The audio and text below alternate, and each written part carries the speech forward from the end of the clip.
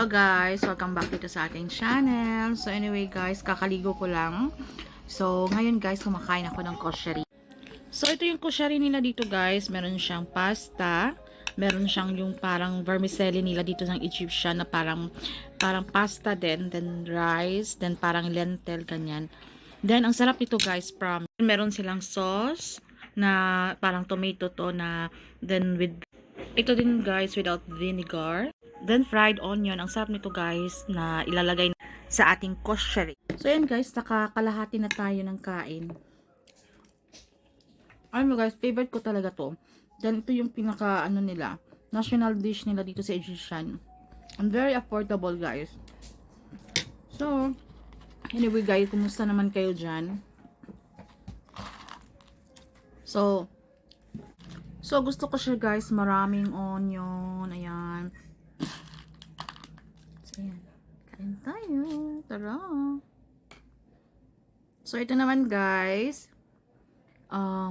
Tomato siya na may vinegar. So, sobrang sarap ng mga pagkain nila dito.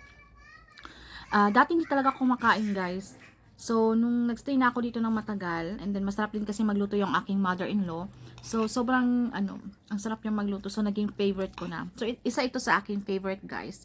Grabe guys, na hindi na ako nanonood ngayon ng mga balita or sa mga, kasi nakaka-stress na, alam mo yun. Hindi pa rin natigil yung gera dito guys, dito sa Middle East.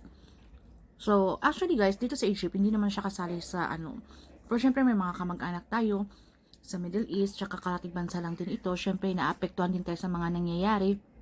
Alam mo yun? So magwa 1 month na guys, so hindi pa rin natigil. Sana matigil na to guys, kasi parang pag lumalala.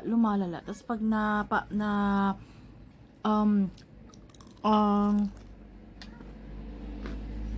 nanonood ka, nade-depress ako guys. Nagkakaroon ako ng mga thinking ba na ano kaya mangyayari, ganun. Dapat nga yung mga leader mag-isip na lang sila na, di ba? Natapusin na nila yan. Kung pwede naman sa mga mausapan. Syempre hindi papayag talagang Iran guys, kasi una kasi silang in-strike ng US tsaka ng Israel. So ayan, dyan namatay din yung leader nila. Marami din binomba sa kanila, kaya talagang galit na galit sila. Hindi natin sila masisi. Ang Amerika din naman kasi guys, ayaw din tumigil.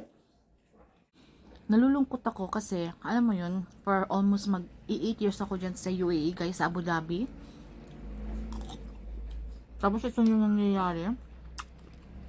Kasi yung UAE guys, talagang proud na proud ako dyan sa UAE na yan, kasi ang ganda ng pamamahala nila. Sobrang peaceful. Tapos ngayon, di ba?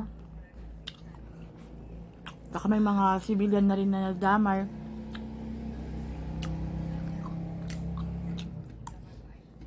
Ha?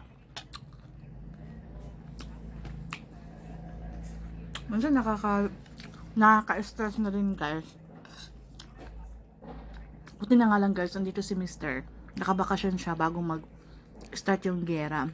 Sa Abu Dhabi pa naman siya guys. At least ba, siguro hindi ako masyadong nai-stress, hindi ako nag-iisip ng ano-ano. Kasi kung siguro nandun siya, tapos siguro hindi ka ako makakatulog, lagi akong detention.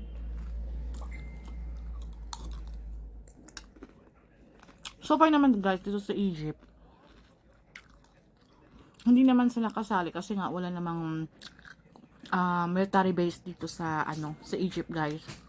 So ayan. So, ang president naman nila dito syempre parang neutral din naman sila, na ayaw nila ng kaguluhan din, ayaw nilang sumali. Kasi syempre naman for good naman yan, di ba guys, na hindi pwedeng magkampihan para hindi mas lalong lumala. So, sana guys matapos na yan. Actually guys, siya. Madali siyang madali ka mabusog nito kasi meron siyang pasta, meron siyang rice. So, ayan. Alam mo dati, hindi ko to favorite nung nasa UAE ako. Pero nung dito, sarap kasi na magluto ng mother-in-law ko. Tsaka meron pala nagtanong guys. Dito, for now, sa mother-in-law muna ako nag-stay. Kasi, syempre si Mr. wala dito lagi, nagbabakasyon lang. So, ayaw ni Mr. na yung nung mag-solo muna ako na wala akong kasama. Pero may plan kami bibili ng bahay, guys.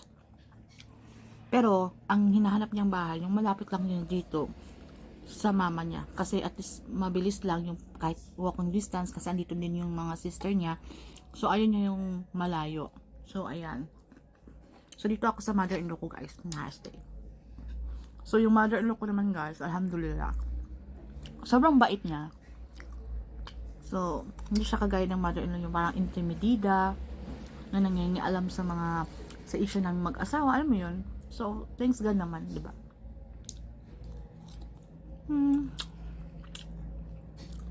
So, yun guys, parang hindi ko na mauubos. Kasi sobrang, ang dami ko ng tingnan mo guys, anong puno to guys? Naubos ko lang. So, ayan guys. Ayoko na. Kasi kanina, bago ako nag-start ng cam, kumain na kasi ako guys. So, ayan, nakita ko lang sa inyo. So, ayan guys.